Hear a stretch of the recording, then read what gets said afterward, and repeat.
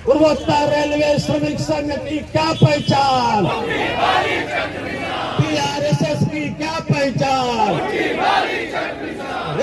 सरकार गोली से नहीं डरती है, सरकार बंदूक से नहीं डरती है, सरकार आपके बाहुबल से नहीं डरती है। आपको यूपीएस का विरोध करना है तो आप का मत चुपचाप मुट्ठी वाली चक्र पर जाना चाहिए। इसमें जब तक एक भी आदमी को ओपीएस मिलता है तब तक हमारा ओपीएस का अधिकार खत्म नहीं होता। सरकारें बदलती है, सरकारों के बदलने से मजदूरों की किस्मत नहीं बदलती है। तो हजारों की संख्या में ट्रेनें बढ़ गई, करोड़ों की संख्या में मुसाफिर बढ़ गए, लेकिन रेल का कर्मचारी नहीं बढ़ा है, नहीं बढ़ा है। माननीय पूर्वोत्तर रेलवे श्रमिक संघ के जोनल अध्यक्ष श्रीमान Arvind Kumar ji, all India ST/SC employees association के अखिल भारतीय अध्यक्ष श्रीमान BL भैरवा जी, पूर्वोत्तर रेलवे SC/ST एम्प्लॉइज एसोसिएशन के अध्यक्ष श्री बच्चूलाल जी, महामंत्री Shri Ram Prakash ji, all India OBC association के पूर्वोत्तर रेलवे के महामंत्री माननीय राम आश्रय जी, तो मंच पर विराजमान भारतीय मजदूर संघ के प्रदेश उपाध्यक्ष श्री त्रिपाठी जी, तो अन्य सभी पदाधिकारी एवं रेल कर्मचारी बंधु, समय कम है, कम समय में ज्यादा बातें कहनी है, इसलिए थोड़ा तेजी से और ध्यान पूर्वक सुनेंगे, कहूंगा तो अच्छा रहेगा।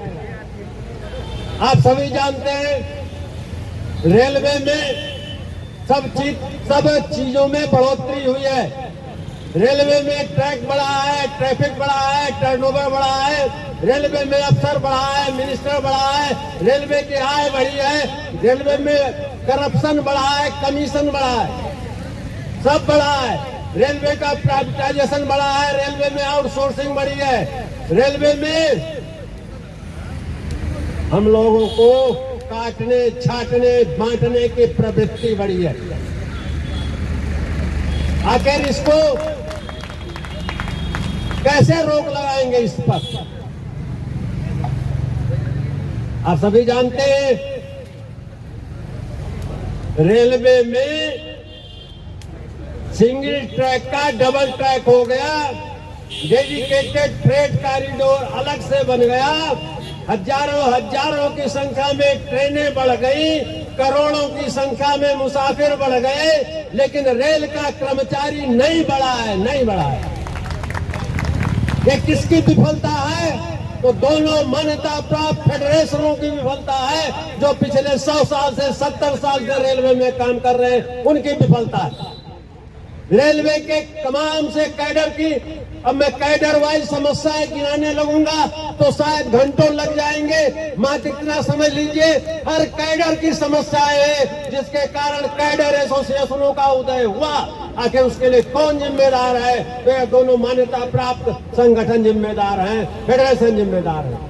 रेलवे में जो प्राइवेटाइजेशन हो गया, 18 लाख रेगुलर से घट करके आज 11.5 लाख 12 लाख रह गए, इसके लिए कौन जिम्मेदार है? तो ये दोनों फेडरेशन जिम्मेदार है। रेलवे में 16 कारपोरेशन 1974 से लेकर के अब तक बने हैं, आखिर उसके लिए कौन जिम्मेदार है? तो ये दोनों संगठन जिम्मेदार है। रेलवे में ही नहीं तो केंद्र सरकार के कर्मचारियों को सामाजिक सुरक्षा जो ओपीएस मिलता था वो 2004 में 23 दिसंबर 2004 में छिन गया। उसके विरुद्ध अगर कोई आंदोलन नहीं खड़ा हो सका तो एक तरफ है दोनों संगठन कहते हैं रेल में पत्ता खड़कता है तो हमारे समझौते से खड़कता है, तो क्या जो एनपीएस आया था वो भारतीय मजदूर संघ के समझौते से आया था क्या? उसके खिलाफ आप आंदोलन नहीं खड़ा कर सके, इसके लिए आप जिम्मेदार हैं। मित्रों, एक चीज की ओर ध्यान आकर्षित करना चाहता हूं, सरकारें बदलती हैं, सरकारों के बदलने से मजदूरों की किस्मत नहीं बदलती है। 23 दिसंबर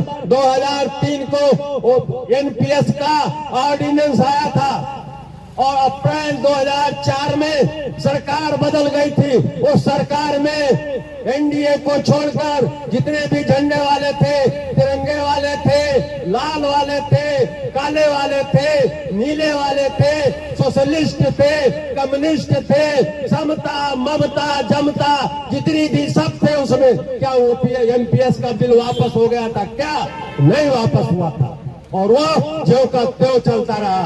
अर्थात केवल सरकारों के बदलने से हमारे आपकी किस्मत नहीं बदलने वाली है। इसलिए यह जो नया प्रयोग हो रहा है, ये जो नया प्रयोग हो रहा है, हम लोग साथ काम करने के लिए तैयार हुए, या केवल इस चुनाव तक के लिए नहीं, इसको आगे भी चलाना ये हम सबकी, बहनबाजी बैठे उनकी भी और हमारी भी जिम्मेदारी है।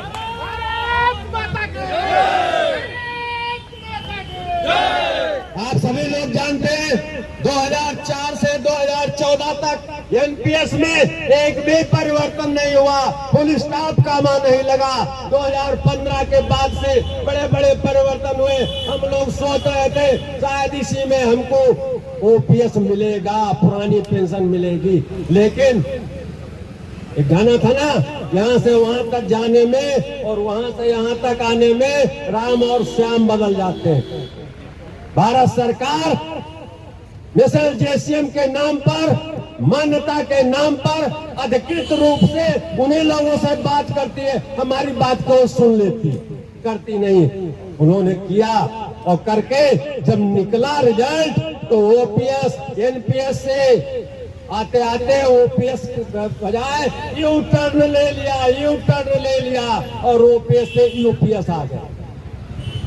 ठीक है, आप नहीं रोक पाए, आपकी मजबूरी होगी, कुछ नहीं होगी, कम से कम आपने उसका समर्थन तो नहीं किया होता, आपने ये तो नहीं कहा होता इससे अच्छा बिल, इससे अच्छी सुविधा आ नहीं सकती है। आपने हमारे आगे का रास्ता रोकने का काम किया है मजदूरों का। इस देश में जब तक एक भी आदमी को ओपीएस मिलता है तब तक हमारा ओपीएस का अधिकार खत्म नहीं होता।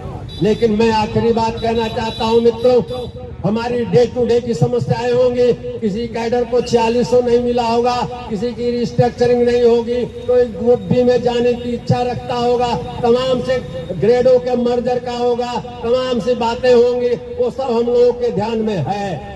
SC/ST एसोसिएशन के लोगों का, ओबीसी एसोसिएशन के लोगों का, कैडर का उनका जो परसेंटेज है भरा नहीं गया होगा, शॉर्टफॉल होगा, वो सब हम लोगों के ध्यान में है। लेकिन रिटायरमेंट के बाद हमको किसी के आगे हाथ न फैलाना पड़े।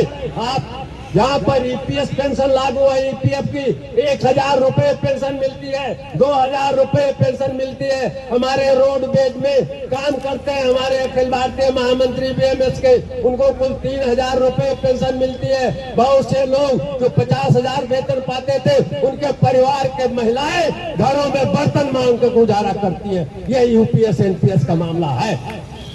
इसका समर्थन करने वाला मजदूरों के साथ विश्वासघात करता है। उसके बाद बड़े बड़े पोस्टर्स लगा करके पैसे के दम पर, बाहुबल के दम पर सोचते हैं चुनाव को पलट देंगे। इसको हम होने नहीं देंगे। ये चुनाव साधारण चुनाव नहीं है। अभी यूपीएस का नोटिफिकेशन नहीं हुआ है, ध्यान रखिएगा। अभी यूपीएस का नोटिफिकेशन नहीं हुआ है। 1/4/2025 से लागू होगा। रेलवे का चुनाव यूपीएस को प्रभावित करेगा। यूपीएस एनपीएस वर्सेज ओपीएस के बीच में रेफरेंडम है। अगर आपका मत इन दोनों मान्यता प्राप्त फेडरेशनों के पक्ष में जाता है, मतलब आप यूपीएस के पक्ष में मतदान करते हैं, 1/4/25 से यूपीएस लागू हो जाएगा। अगर आपको यूपीएस का विरोध करना है तो आप का मत चुपचाप मुट्ठी वाली चक्र पर जाना चाहिए। हड़ताल करने की जरूरत नहीं है, ट्रेन रोकने की जरूरत नहीं है, लोगों को बम मारकर जो कम्युनिस्ट करते हैं ऑफिस में जाने की जरूरत नहीं है, बिल्डिंग फूकने की जरूरत नहीं है, कुछ करने की जरूरत नहीं है। चुपचाप मत देने की जरूरत है। इन दोनों लोगों को आउट करने की जरूरत है, इन दोनों लोगों को हराने की जरूरत है। ये हारेंगे तो ये चीज समझ लीजिए, सरकार गोली से नहीं डरती है, सरकार बंदूक से नहीं डरती है, सरकार आपके बाहुबल से नहीं डरती है। बड़े बड़े बाहुबलियों का तोड़ करके अंदर कर दिया जाता है। आप जानते हैं उत्तर प्रदेश में बड़े बड़े बाहुबली साफ हो गए ना, बाहुबलियों से सरकार नहीं डरती। अगर सरकार डरती है तो मत डालने वाले मत पेटियों से डरती है, मत पेटियों से डरती है।